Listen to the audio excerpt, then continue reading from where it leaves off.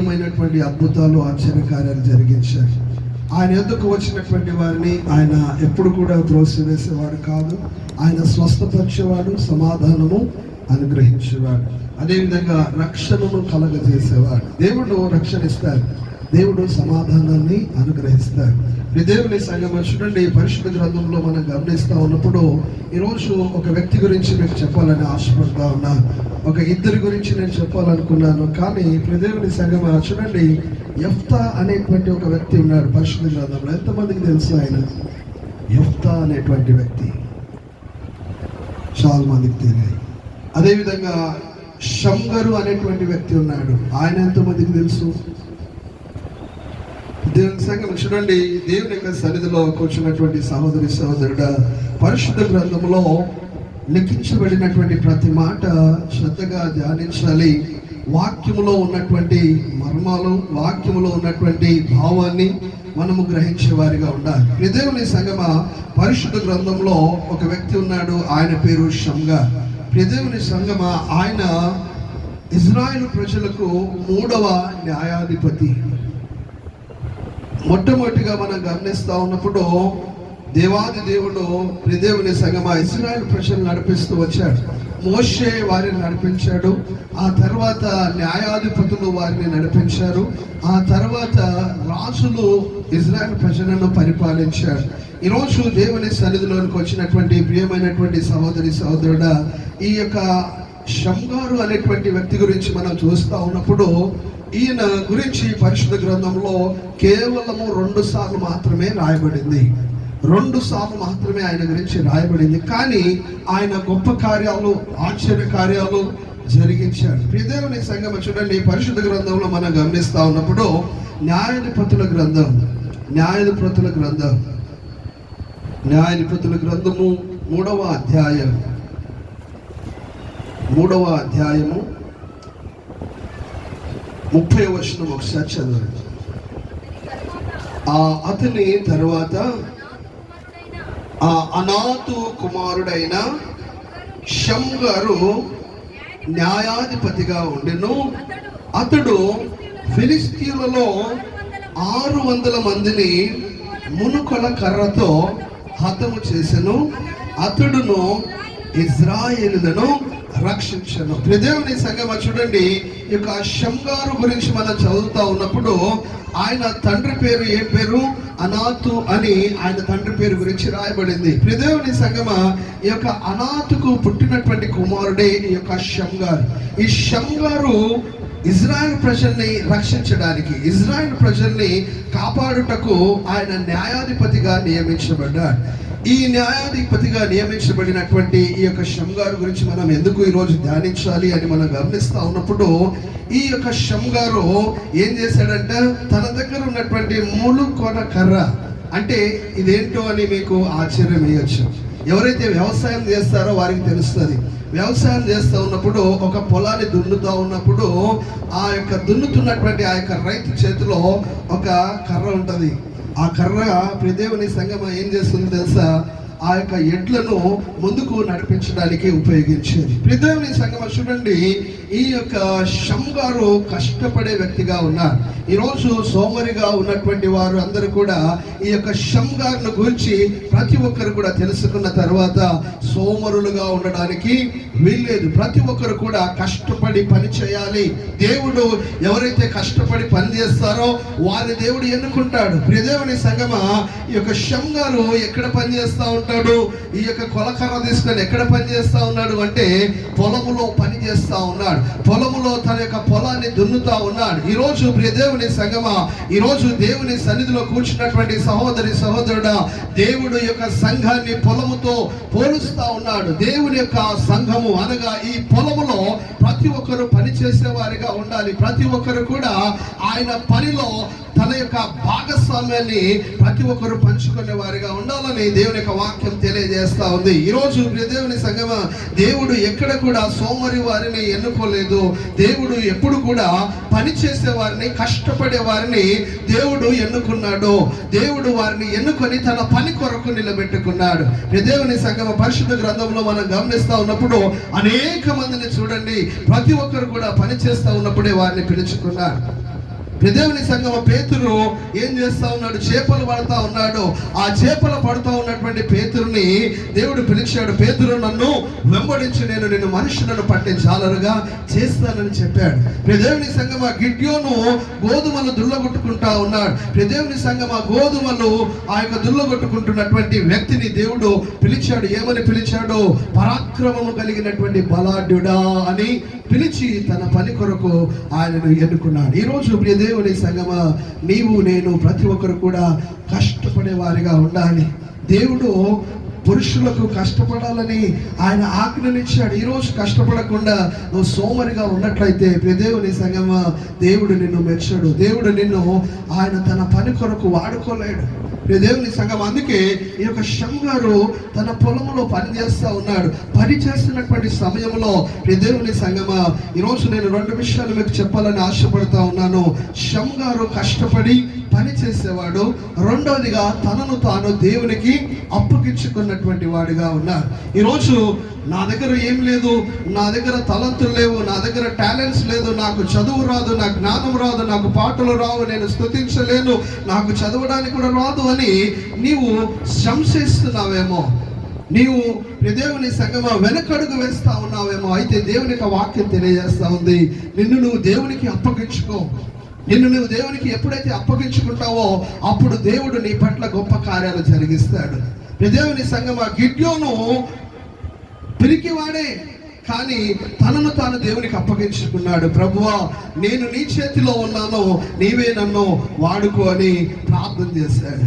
దేవుని సంగమా, చూడండి, ఈ యొక్క షంగారు కూడా దేవుని చేత అభిషేకించబడ్డాడు, న్యాయాధిపతిగా అభిషేకించబడ్డాడు. ఆ యొక్క ఇజ్రాయేల్ ప్రజలను కాపాడడానికి. వారు ఎక్కడున్నారు? ఫిలిస్తీయుల యొక్క బంధకాలలో ఉన్నారు, లోకం అనే బంధకాలలో ఉన్నారు.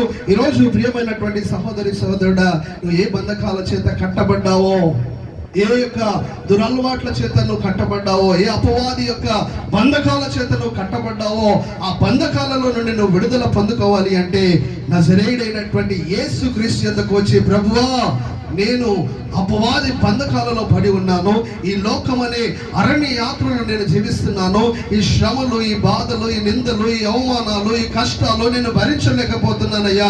ప్రభువా, నన్ను నేను నీకు అప్పగించుకుంటున్నాను, నీవు నన్ను విడిపించు, నన్ను వాడుకో, నీ పరీక్షలలో వాడుకో, నీ సేవలో వాడుకో, నన్ను కాపాడి సంరక్షించి నీ రాకడకు నన్ను సిద్ధపరచు ప్రభు అని ఎప్పుడైతే నువ్వు ప్రార్థన చేయగలుగుతావో అప్పుడు దేవుడు నిన్ను వాడుకుంటాడు. ప్రైజ్ ది లార్డ్, హల్లెలూయా. ఈ షంగారు కూడా తనను తాను దేవునికి అప్పగించుకున్నాడు. ఎప్పుడైతే అప్పగించుకున్నాడో అప్పుడు దేవుని సంఘం ఏం చేశాడంట? 3వ అధ్యాయం 10వ వచనం ఒకసారి చదవండి మా మాట. న్యాయాధిపతులు గ్రంథము 3వ అధ్యాయం 10వ వచనం. ఆ యెహోవా ఆత్మ అతని మీదికి వచ్చెను గనుక అతడు ఇశ్రాయేలులకు న్యాయాధిపతి అయి యుద్ధమునకు బయలుదేరగా యెహోవా, న్యాయాధిపతులు 3:30 చదువు. అతని తరువాత అనాథ కుమారుడైన షంగారు న్యాయాధిపతిగా ఉండెను. అతడు ఫిలిస్తీయులలో 600 మందిని మునుకొల కర్రతో హతము చేసెను. అతడు ఇశ్రాయేలీలను రక్షించాడు. ఈరోజు ప్రియ దేవుని సంగమ, చూడండి, ఒక చిన్న ములుకొర కన్నా గింతే ఉంటుంది. అది ప్రియ దేవుని సంగమ, అది దానికి ఒక కట్టె ఉంటుంది, ఆ కట్టెకు ముంగట ఒక ఇనుప కడ్డి పెట్టి ఉంటుంది. ప్రియ దేవుని సంగమ, ఎడ్లు ముందుకు వెళ్ళకపోతే దానితో ఎడ్లను కూర్చున్నప్పుడు అవి ముందుకు వెళ్తూ ఉంటాయి. ప్రియ దేవుని సంగమ, ఎప్పుడైతే ఆ యొక్క ములుకొర్ర కర్రతో ఆయన పని చేస్తూ ఉన్నాడో, దేవుని యొక్క ఆత్మ చేత దేవుడు ఆయనను అభిషేకించినప్పుడు ఫిలిస్తీయులను ఎంతమందిని చంపాడు? 600 మందిని ఫిలిస్తీయులను ఆయన హతమార్చినట్టుగా పరిశుద్ధ గ్రంథంలో చూస్తా ఉన్నాం. దేవుని సంగమా, అవి చిన్నవే కానీ గొప్ప కార్యాలు జరిగించాడు. పరిశుద్ధ గ్రంథంలో మనం గమనిస్తూ ఉన్నప్పుడు దేవుడు అనేకమైనటువంటి ఆశ్చర్య కార్యాలు జరిగించాడు. చిన్న వాటితో దేవుడు గొప్ప కార్యాలు చేశాడు. దేవుని సంగమా, ఆనాడు యేసుక్రీస్తు వారు ప్రసంగిస్తూ ఉన్నప్పుడు 5,000 మంది కంటే ఎక్కువ మంది కూర్చొని ఉన్నారు. వారందరూ కూర్చున్నప్పుడు అందరికీ ఆకలి వేస్తూ ఉంది. ఆకలి వేసినప్పుడు ఏం చేశారు? దేవుని సంగమా, ఎవరి దగ్గరైనా ఆహారం ఉందా అని అడిగినప్పుడు అక్కడ ఒక చిన్న బాలుడు వచ్చి, నా దగ్గర 2 చేపలు 5 రొట్టెలు మాత్రమే ఉన్నాయని చెప్పాడు. ఆ 5 రొట్టెలు 2 చేపలను దేవుడు తీసుకొని దానిని ఆశీర్వదించాడు. ఆశీర్వదించిన తర్వాత ఆ యొక్క 2 చేపలు 5 రొట్టెలు ఎంతమంది తిన్నారు?